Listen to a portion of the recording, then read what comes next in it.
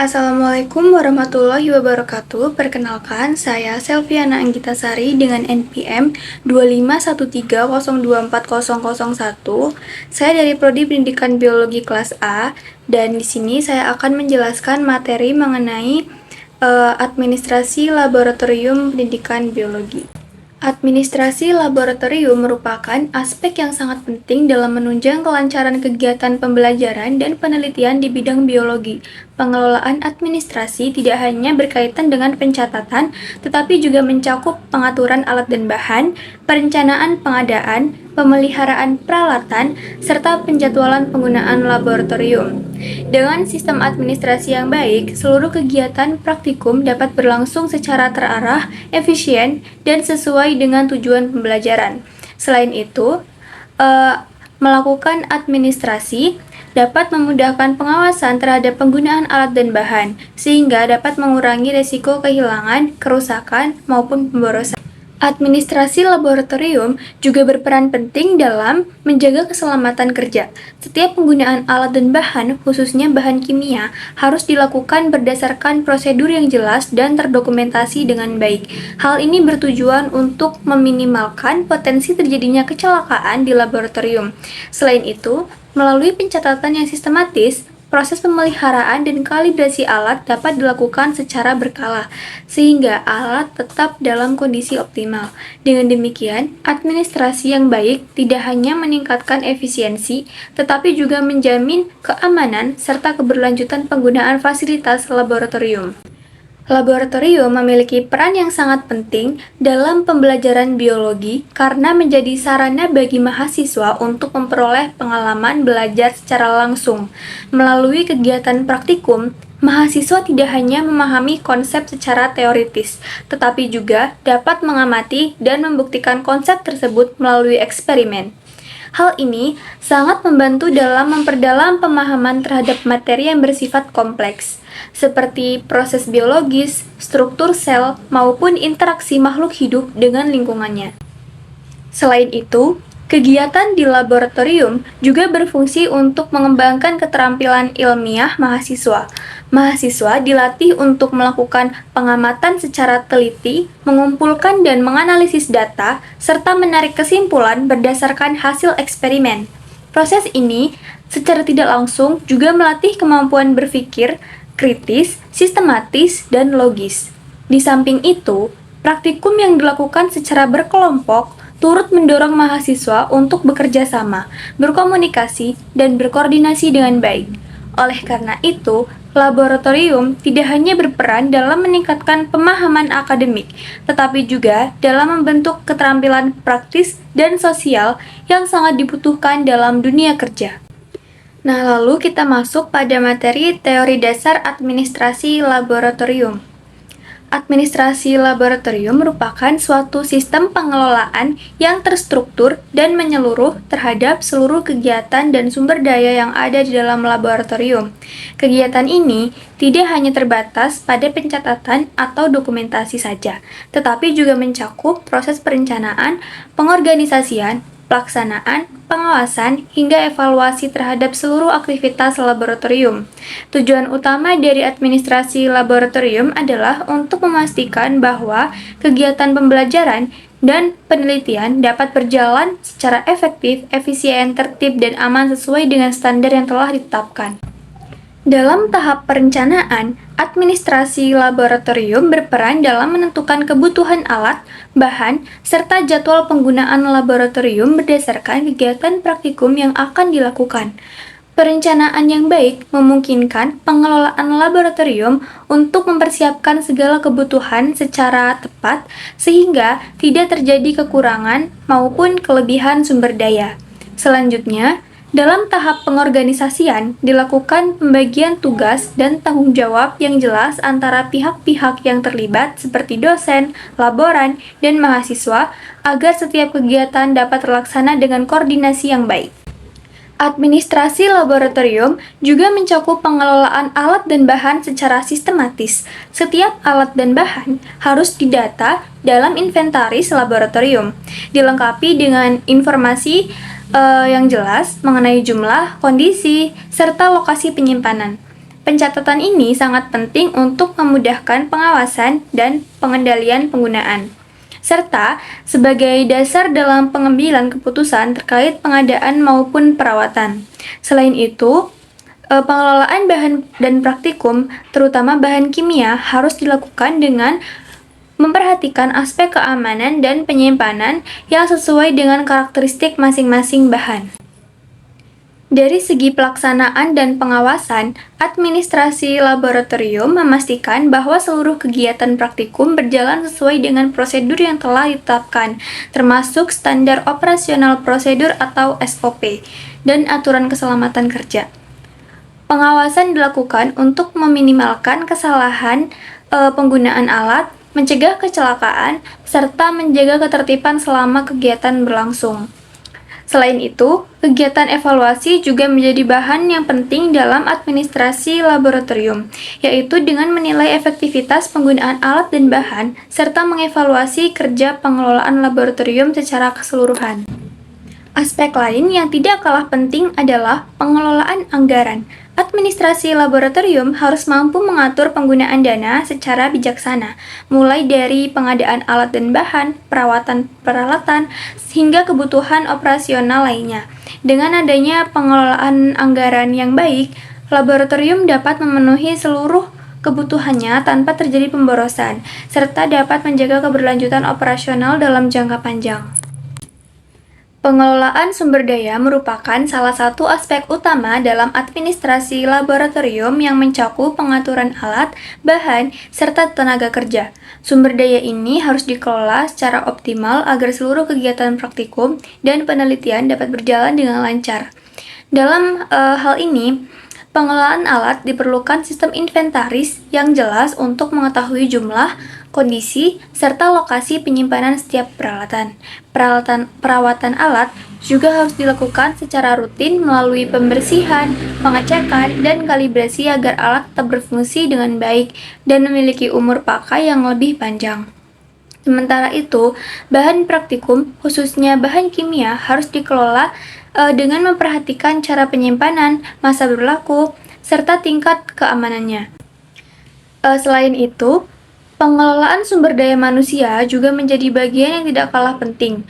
Dosen, laboran, dan mahasiswa memiliki peran masing-masing yang harus dijalankan secara terkoordinasi. Pembagian tugas yang jelas akan membantu menciptakan kerjasama yang baik serta menghindari kesalahan dalam pelaksanaan praktikum. Laboran, misalnya, bertanggung jawab dalam menyiapkan alat dan bahan, sementara dosen mengarahkan jalannya praktikum, dan mahasiswa melaksanakan kegiatan sesuai prosedur. Dengan adanya koordinasi yang baik antar pihak, kegiatan laboratorium dapat berlangsung lebih efektif dan efisien.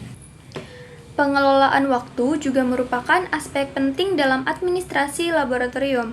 Laboratorium biasanya digunakan oleh banyak pihak dengan berbagai kepentingan, seperti praktikum mahasiswa, penelitian dosen, serta kegiatan pemeliharaan alat. Oleh karena itu, diperlukan sistem penjadwalan yang terencana dan terorganisasi dengan baik agar tidak terjadi benturan penggunaan ruang maupun peralatan. Perjadwalan yang baik akan membantu memaksimalkan penggunaan fasilitas laboratorium serta menghindari keterlambatan atau gangguan dalam kegiatan praktikum. Selain pengaturan jadwal, setiap kegiatan yang dilakukan di laboratorium perlu didokumentasikan secara sistematis. Dokumentasi ini dapat berupa laporan praktikum, catatan penggunaan alat dan bahan, serta hasil penelitian. Pencatatan tersebut sangat berguna sebagai bahan evaluasi untuk meningkatkan kualitas kegiatan di masa mendatang, serta sebagai referensi apabila diperlukan kembali. Dokumentasi yang baik juga mendukung transparansi dan akuntabilitas dalam pengelolaan laboratorium.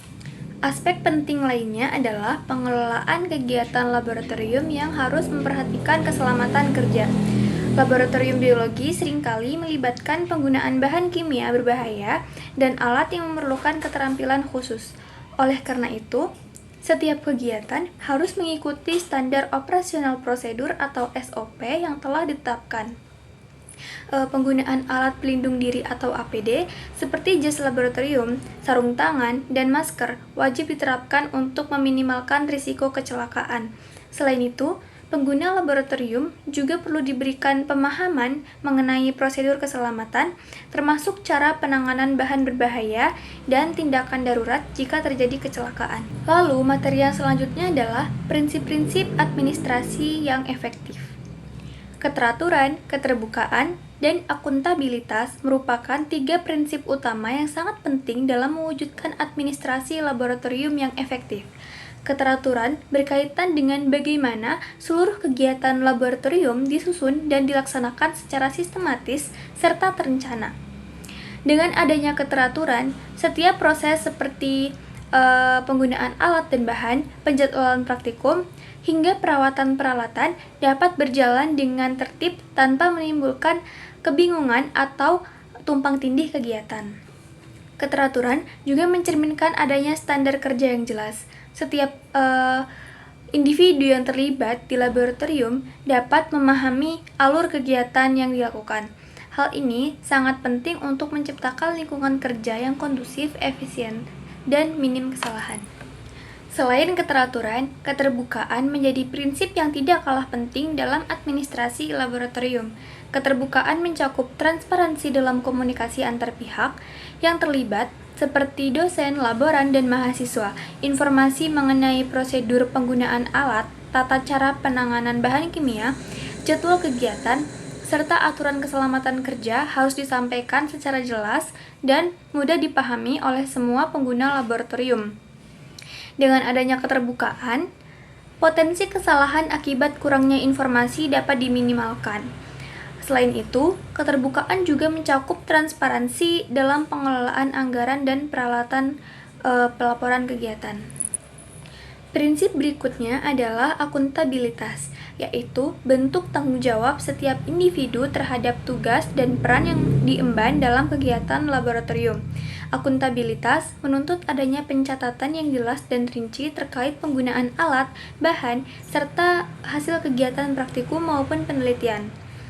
Dengan adanya pencatatan tersebut, setiap aktivitas dapat ditelusuri dan dipertanggungjawabkan apabila terjadi kesalahan atau permasalahan. Selain itu, akuntabilitas juga berkaitan erat dengan keselamatan kerja di laboratorium. Setiap pengguna laboratorium wajib mematuhi prosedur dan keselamatan yang telah ditetapkan, menggunakan alat pelindung diri, serta memahami cara penanganan bahan berbahaya. Lalu, materi yang selanjutnya adalah metode pencatatan inventaris sarana dan prasarana. Pencatatan inventaris sarana dan prasarana merupakan salah satu komponen penting dalam administrasi laboratorium yang bertujuan untuk memastikan seluruh aset laboratorium dapat dikelola dengan baik, tertib, dan efisien. Inventaris ini mencakup berbagai fasilitas seperti peralatan praktikum, bahan kimia, media pembelajaran, hingga perlengkapan pendukung lainnya. Melalui pencatatan yang sistematis, pengelolaan laboratorium dapat mengetahui secara pasti jumlah, kondisi, lokasi, serta status penggunaan setiap alat dan bahan, sehingga memudahkan dalam pengawasan dan pengambilan keputusan. Metode pencatatan inventaris dapat dilakukan dengan 2 cara, yaitu secara manual dan berbasis teknologi. Pencatatan manual biasanya menggunakan buku inventaris atau formulir khusus untuk mencatat data alat dan bahan. Metode ini relatif sederhana dan mudah diterapkan, terutama pada laboratorium dengan jumlah inventaris yang tidak terlalu banyak. Namun, pencatatan manual memiliki kelemahan, seperti rentan terhadap kesalahan pencatatan, lalu kehilangan data, serta membutuhkan waktu lebih lama dalam proses pencarian dan pembaruan data. Oleh karena itu, diperlukan pengecekan secara berkala agar data yang tercatat tetap akurat dan sesuai dengan kondisi yang sebenarnya. Seiring perkembangan teknologi, banyak laboratorium mulai beralih ke sistem pencatatan berbasis komputer. Sistem ini memungkinkan pengelolaan inventaris dilakukan secara lebih cepat, akurat, dan terintegrasi. Data alat dan bahan dapat disimpan dalam database digital yang dapat diakses dengan mudah, serta diperbarui secara real-time sesuai dengan perubahan yang terjadi. Selain itu, sistem ini juga dapat dilengkapi dengan fitur pelaporan otomatis sehingga memudahkan dalam proses evaluasi dan pengambilan keputusan terkait pengadaan maupun perawatan inventaris. Selain itu, penggunaan teknologi tambahan seperti barcode atau radio frequency identification yang semakin meningkatkan efisiensi dalam pencatatan inventaris.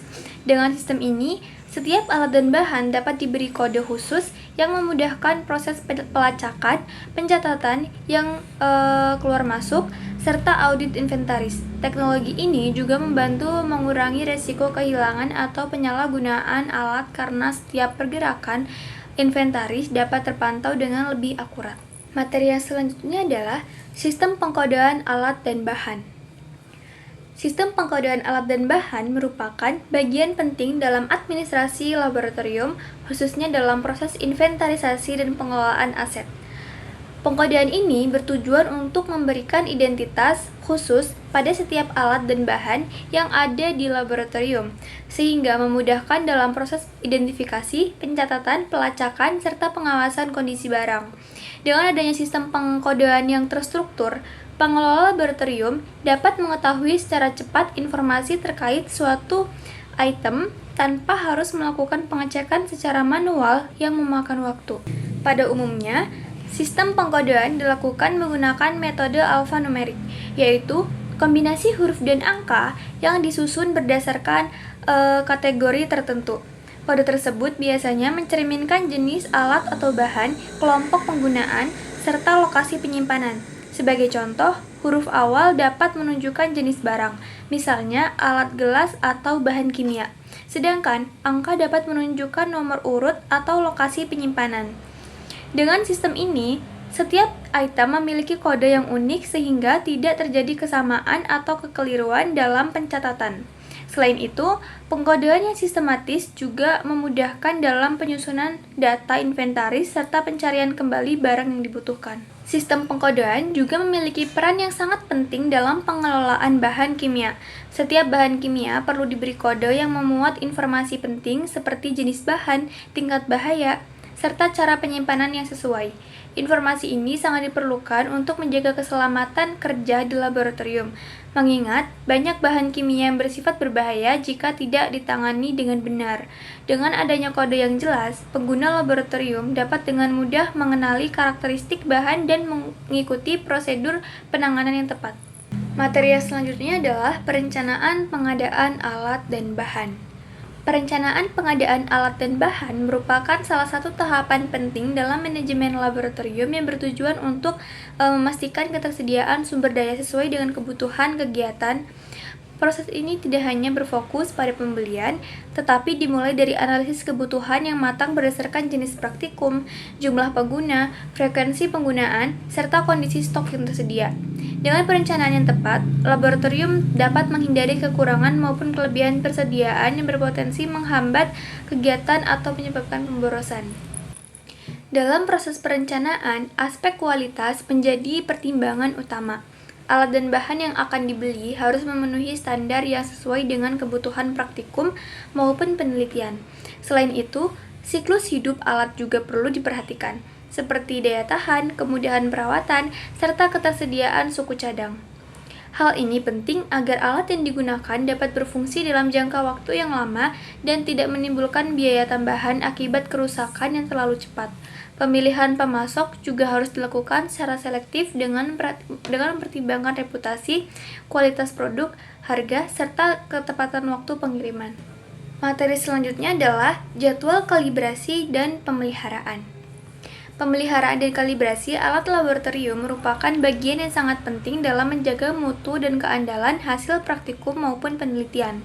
Kalibrasi bertujuan untuk memastikan bahwa alat ukur memberikan hasil yang akurat, konsisten, dan dapat dipercaya.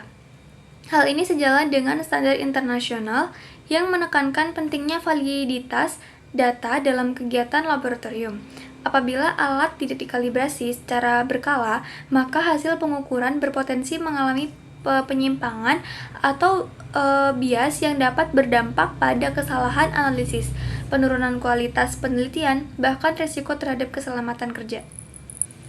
Penyusunan jadwal kalibrasi harus dilakukan secara sistematis dengan mempertimbangkan berbagai faktor. Setiap alat perlu diidentifikasi berdasarkan jenis, fungsi, tingkat sensitivitas, serta frekuensi penggunaannya. Alat yang sering digunakan atau memiliki tingkat ketelitian tinggi umumnya menentukan kalibrasi lebih sering dibandingkan alat yang jarang digunakan. Selain itu, usia alat dan spesifikasi teknis juga menjadi pertimbangan penting dalam menentukan interval kalibrasi.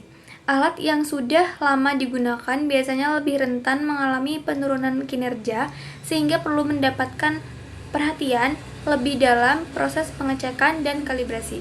Materi selanjutnya ialah pencatatan jadwal praktikum dan penggunaan ruangan. Ini merupakan bagian penting dalam administrasi laboratorium yang bertujuan untuk memastikan seluruh kegiatan dapat berjalan secara tertib, terorganisir, dan efisien.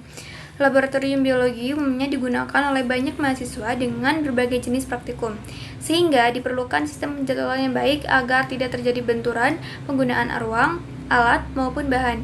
Dengan adanya jadwal yang terstruktur, setiap kegiatan dapat dilaksanakan sesuai rencana, ketersediaan fasilitas dapat terjamin, serta waktu penggunaan laboratorium dapat dimanfaatkan secara maksimal.